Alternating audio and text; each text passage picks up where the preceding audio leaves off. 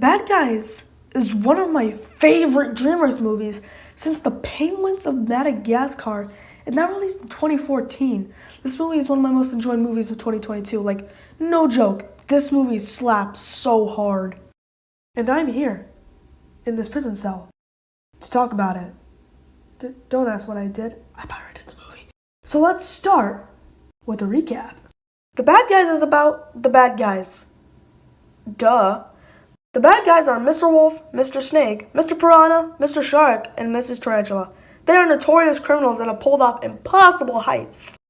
One day after Mr. Snake's birthday, they decide to steal an award that many villains have tried to steal before. After it goes horribly wrong and they get arrested, Mr. Wolfe convinces Professor Marmalade, he's the guinea pig by the way, to give them a second chance to be good. Not a bad plot, but not the best plot. The most popular criticism I hear is that the plot is really basic, and yeah, I have to agree with that. But here's the thing. A tropey or basic plot can still work if you could pull it off correctly, and the bad guys definitely pulled that off. The plot can be a bit predictable at times with things it sets up in different characters, but I'll get to that later. First, I want to talk about the characters, because besides the animation, they are the best part of the movie. First, I'm going to talk about each individual bad guy and then the minor characters and villain. We are going to get into a lot of spoiler territory, so if you have not seen the movie and want to go in spoiler-free, I recommend leaving. But if you have seen it or just don't care, let's talk. First, we have Mr. Wolfe, who is our main character and the leader of the bad guys, always thinking of the plan. He is very, and I mean very well developed. His whole realization that maybe he wants to go good instead of being bad is really good. And overall, he's a funny character. Some scenes of him kind of remind me of the masterpiece that is Toy Story 2, where they can show you worlds of thought through just his expressions. In Toy Story 2, you can see Woody contemplate whether to stay with Andy or go to the museum. The same here with Wolfe. He contemplates to go good because he wants to, or to stay bad and be with his friends. It's really cool. He's just a great character with character flaws that the movie recognizes, and at the end, you can tell why he is upset when he loses his friends, and when he wags his tail or his fur is being all weird, when he feels good. Small things like that just make these characters feel more alive and have a feeling that can be crushed.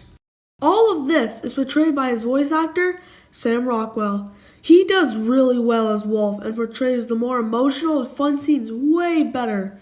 He sounded a little stiff and bored in the trailers, but I'm glad he went all out in the actual movie. Next we have Mr. Snake, my favorite bad guy. He is also a main character that is emotionally heavy in this movie, but also one of the funniest characters. I really like his design, and him wearing the random Hawaiian shirt and hat make him even more perfect. He is the safecracker and he breaks into everything. The best part of him is definitely his relationship with Wolfe. Spoilers, but in the middle of the movie, Snake overhears Professor Marmalade telling Wolfe that he has to choose his friends or the good life, since his friends aren't good at the good life, you know? And again, you can see in his face that if Wolfe would ever go through with this, it would destroy his whole world. The breakup scene near the end, while tropey, is perfectly done because you can understand why Snake is devastated at the end when Wolfe doesn't want to be a bad guy. I freaking love how at the beginning of the movie he is established to hate birthday parties, and at the end he tells Wolfe that the reason he hates them is that it was only there to remind him that he is unloved because no one would go just because he's a snake that's stereotyped to be the bad guy. This is powerful. You can understand why it's even more impactful than it already is because it was Wolfe who betrayed him, his best friend of all time, which was established in the beginning of the movie. Can you understand why I love this movie and this character?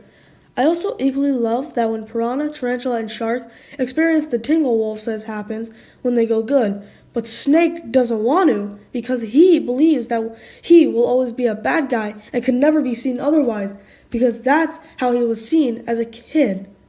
Ugh, I love this character so much.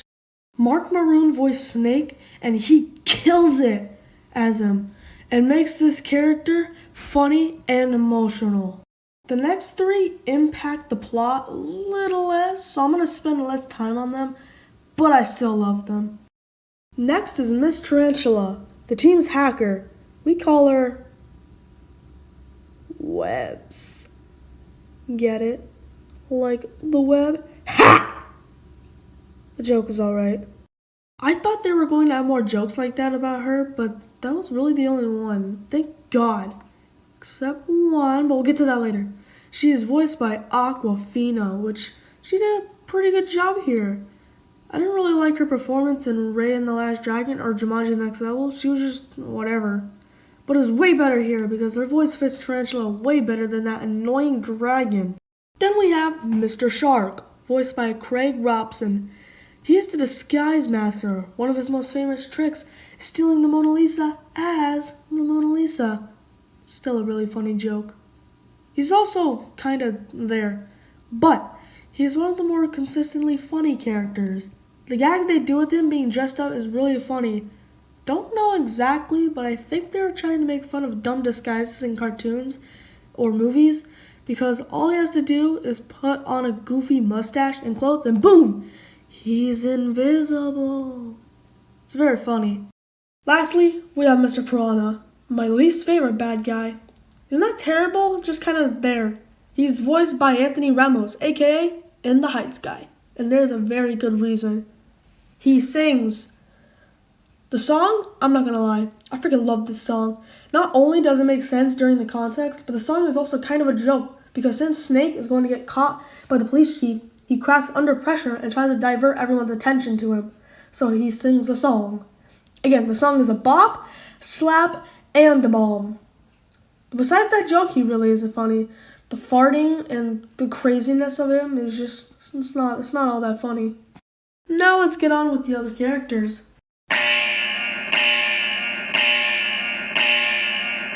First off, the villain. It's a twist villain. Actually, he was a good twist villain. He's entertaining, which makes him better than other twist villains. Him being a twist villain actually makes sense for a movie about being bad. They don't really hint at the fact that he could be a twist villain, but I really like his plan. I like how before the reveal, he has the bad guys rescue a bunch of guinea pigs in this testing facility as a good deed. But the truth is that he had them do this so he could control them with the meteorite to take all the money. Again, more spoilers, but I love how he teams up with Snake after their fallout. While at first you actually believe Snake is teaming up with him, but after Professor Marmalade throws him out of the helicopter and their friendship is restored, Snake says that his plan was to sabotage Professor Marmalade and replace the meteorite with a fake one. Again, Mr. Snake is my favorite character. The actual reveal is also one of my favorite parts of the movie, because when he reveals his true motivations, Wolfe starts to realize all the good deeds and experiencing the goodness charm that he felt for the first time when he helped the grandma. You know, the whole driving arc of the movie was to set them up so that Professor Marmalade couldn't get away with his bad deed. This prompts Wolfe to snap, and this makes him look like he's attacking Professor Marmalade. So all the good deeds he's been doing, and his art, is crushed before his eyes, as everyone now fears him again. It's a very well done scene. After that, we have Diane Foxington, voiced by Zazie Betts. I think that's how you pronounce it. This is the last time I'm going to say it. Spoiler warning. At the beginning of the movie, Mr. Wolfe is listing a bunch of villains who have either got arrested trying to steal the Dolphin Award or disappeared. He mentions the Crimson Paw, who went to steal it, didn't, but was never seen doing a crime ever again. Is that going to come back later in the movie? Yes. I'm glad they don't really drag out the fact that Diane is the Crimson Paw. Like, it's not followed up with a 2-minute scene of everybody in the group going, "Oh my god, you're the Crimson Paw? I could never have guessed that. Does that surprise you guys?" Yeah, I agree with that. Wow. Even if it is pretty predictable. Just good chemistry with Mr. Wolfe. They work off each other very well. And I think she might be a love interest. I mean, they certainly are friends by the end, but don't know if they're exactly lovers or not. Now finally, the last character I want to talk about is Police Chief Misty Luggins. She didn't have as much presence in the movie as any of the other characters, but I still enjoyed her. She is voiced by Alex Borstein, the same person who voices Lois from Family Guy, which I did not know before the movie, and now that you know, that you can definitely see. She is funny, always finding an excuse or a way to lock up the bad guys forever. I liked her. Alex did a really good job as her. One of my favorite performances of the movie, actually. My favorite performance is easily Mark Maroon. aka Mr. Snake. That wraps up my opinions on the characters, but I have way more to say about this movie. First off, can I just point out the fact that this movie looks so good, man? Just look at these lines that make the scenes more full of life and more action-packed, and it's so smooth and cartoony, has such pizzazz.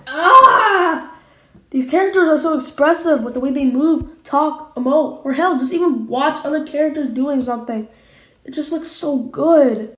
The director of this movie stated in an article that the race for realistic animated movies is over, and he wanted to create something new and fresh because he found that old style boring.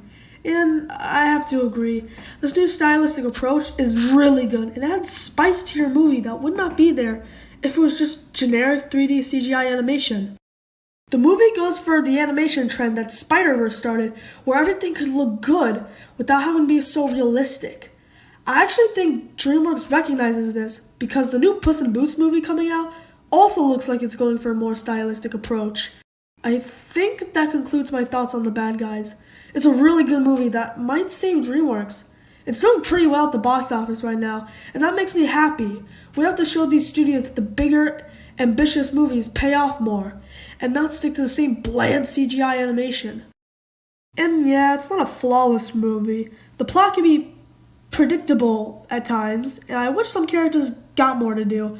And the humor, while some funny jokes, overall, it's not as funny as some other Dreamworks movies. But besides these, this is still a really good movie that I will definitely, absolutely recommend. It was originally going to be an 8 out of 10 movie, but I'm going to explain the scene that shot it up to a 9 out of 10.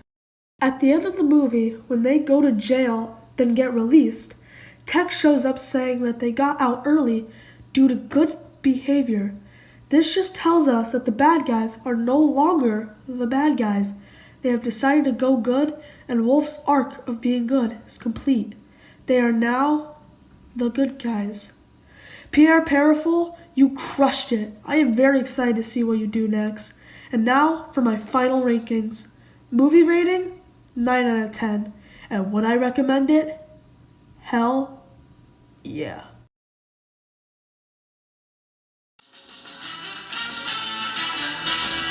Hey guys, I'm gonna be gone for about a week or two because I'm going on vacation. So here's 2 other videos today to tie you over them, okay? Bye.